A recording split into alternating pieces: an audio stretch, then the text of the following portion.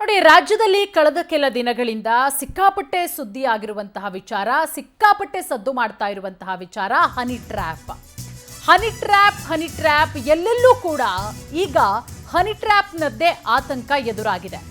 ಎಲ್ಲಾ ಶಾಸಕರು ಮತ್ತು ಸಚಿವರಿಗಂತೂ ಸದಾ ಹನಿ ಟ್ರ್ಯಾಪ್ನ ಆತಂಕ ಕಾಡ್ತಾ ಇದೆ. ಹನಿ ಟ್ರ್ಯಾಪ್ ಬಗ್ಗೆ ಆತಂಕ ತೋಡ್ಕೊಂಡಿದ್ದಾರೆ ಸಚಿವ ಸತೀಶ್ ಜಾರಕಿಹೊಳಿ. ಹನಿ ಟ್ರ್ಯಾಪ್ ವಿಚಾರಕ್ಕೆ ಯಾರು ಶತ್ರು ಯಾರು ಮಿತ್ರ ಅಂತ ಗೊತ್ತಾಗಲ್ಲ. 300 ಕಿಲೋಮೀಟರ್ ವ್ಯಾಪ್ತಿಯಲ್ಲಿ ಹನಿ ಟ್ರ್ಯಾಪ್ ಹೇಗೆ ಬೇಕಾದರೂ ಆಗಬಹುದು. ಸಚಿವರು ಶಾಸಕರು ಅಂತಲ್ಲ, ಎಲ್ಲರೂ ಕೂಡ ಎಚ್ಚರಿಕೆಯಿಂದ ಇರಬೇಕು.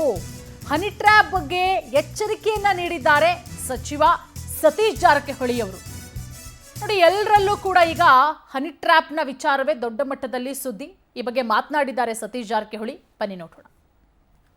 ಅವರು ರಾಜಣ್ಣವ್ರ ಮಧ್ಯೆ ಇರುವಂತ ಕೆಲಸ ವಿಷಯ ಘಟನೆ ಅದು. ಇನ್ನು ಬೋಗಸ್ ನಿಜನೋ ಸುಳ್ಳು ಅಂತ ಹೇಳಿಕೆ ನಮಗಾಗೋಲ್ಲ, ಪೊಲೀಸರು ಹೇಳಬೇಕಷ್ಟೇ.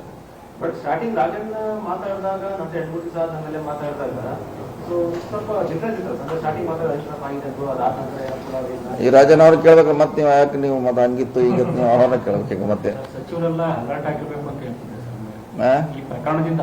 ಸಚಿವರೆಲ್ಲರೂ ಅಲರ್ಟ್ ಆಗಿರಿ ಅನ್ನೋ ತರದ ಏನೋ ಸಂದೇಶ.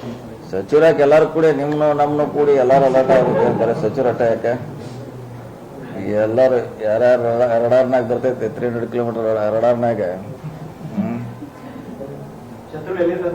ಹೇಳಕ್ಕಾಗಲ್ಲ. ಯಾರು ಮಿತ್ರರು ಗೊತ್ತಾಗಲ್ಲ, ಶತ್ರುನು ಗೊತ್ತಾಗಲ್ಲ. ಎಲ್ಲರೂ ಅಲರ್ಟ್ ಇರಲೇಬೇಕು.